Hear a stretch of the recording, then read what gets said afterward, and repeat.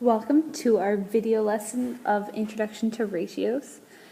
This lesson should hopefully remind you a lot of what we've been doing with fractions. So I'm hoping that it'll be fairly simple for you today.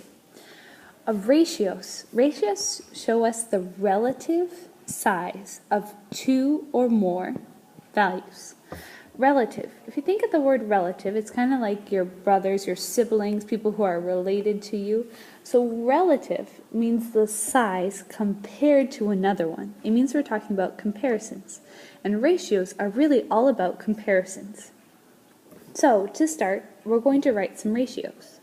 The first one, let's write some ratios to compare the number of girls and boys in the picture below. We're going to write a ratio to compare the number of girls to the number of boys. Okay, here I see there's 5 girls, and here I can see that there's 15 boys. Remember, you can find this number really quickly by counting how many boys there are across, which is 5, and how many boys there are down the side. And then if you multiply them together, you'll get your total of 15.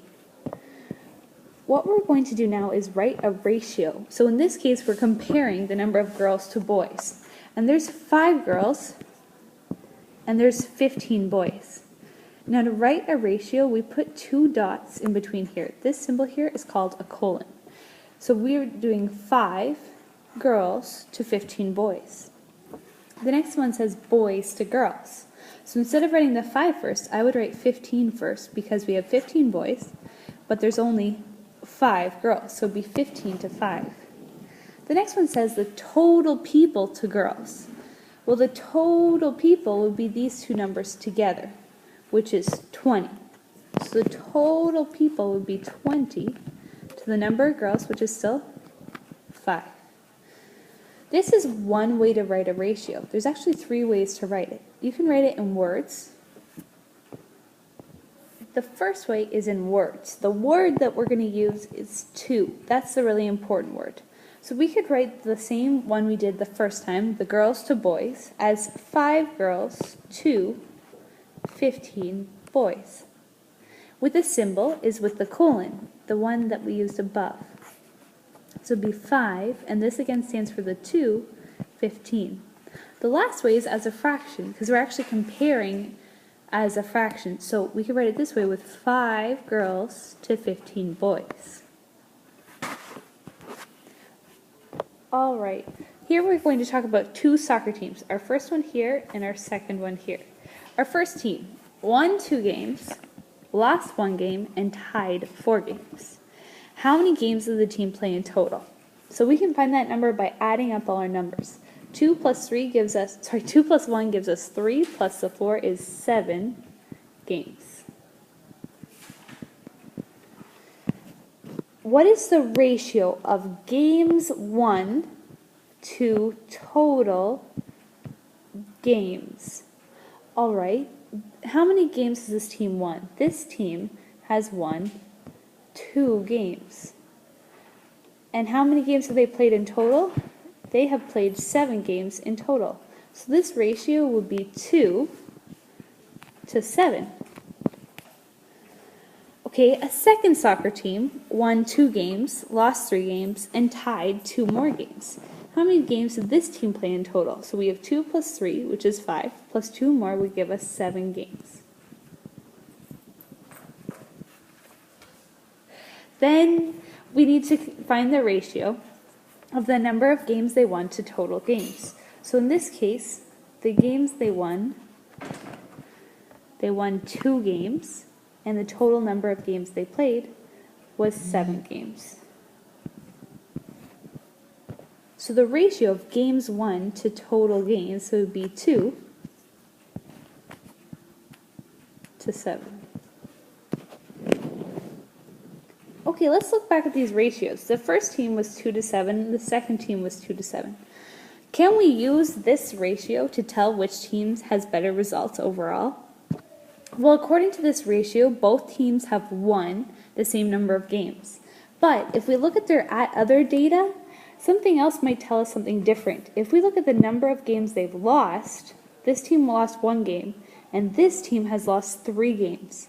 That might actually tell us more information about the quality of the teams. So right now, you're going to try this on your own. Write the ratio of games won to games lost in 3 different ways for both teams. I'll do the first team for you. You need to do the second team. So the first team, the one up here, won 2 games. So I'm going to write 2. And they lost 1 game. The second way I can write that is 2 to 1. And the last way I can write that is as a fraction, 2 over 1. Now it's your turn. You're going to do it for this team. Write the ratio of games won to games lost in 3 different ways. Pause the video to do that. Now, this part should look very, very familiar to you. It's going to remind you of writing equivalent fractions. You're going to write 2 different ratios equivalent to 4/6. So I'm going to start by writing 4/6. Then, as in the past, equivalent. Equivalent is a fancy math word for equals. So we're finding 2 other ratios that are equal to 4/6.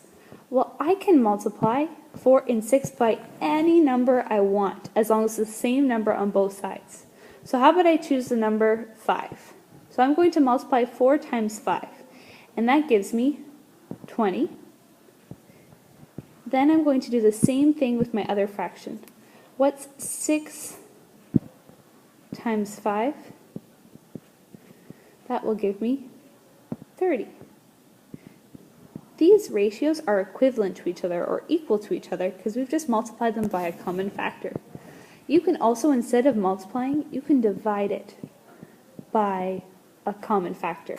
So 4 and 6 do have a common factor. The common factor that I think of right away is 2. I can divide 4 by 2, and that will give me 2.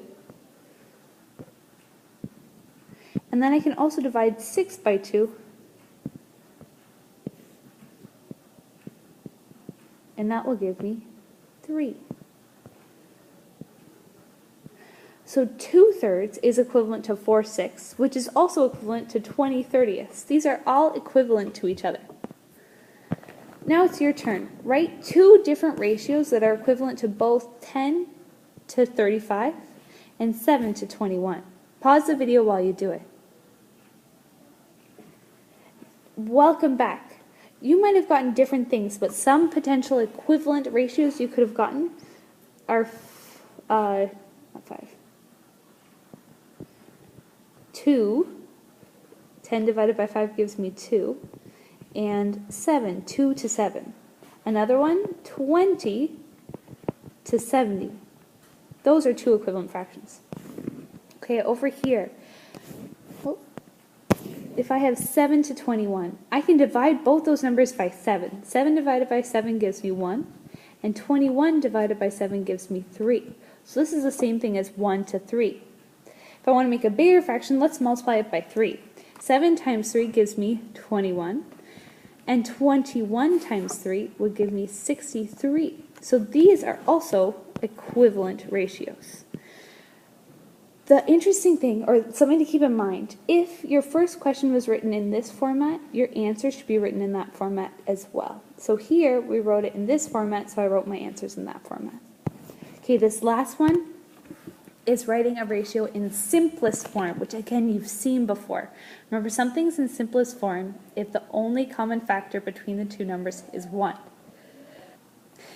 It's the same as it is with fractions. First, you find the GCF of both numbers, and then you divide both numbers by their GCF. So for this first one here, we're going to find the GCF of 8 and 12. Well, the factors of 8 are 1, 2, 4, and 8.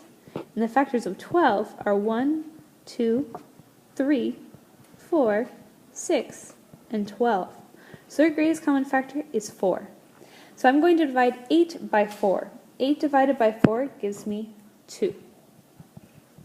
Then I'm also going to divide this 12 by 4. 12 divided by 4 gives me 3. So this is in its simplest form. They're also equivalent to each other, but this one has now been written in simplest form. Try the same thing with this next number. Pause the video and give it a try, and then click play to see if you got the answer right.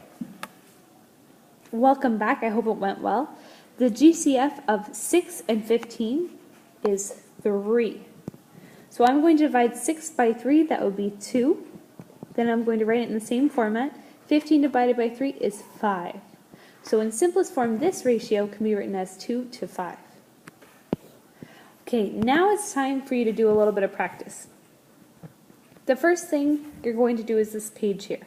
You need to write each ratio in 3 ways. And then after you've done that, you need to try our challenge and our super duper challenge. For the challenge and the super duper challenge, you need to write your answer in simplest form. That's all for now. I'll talk to you later.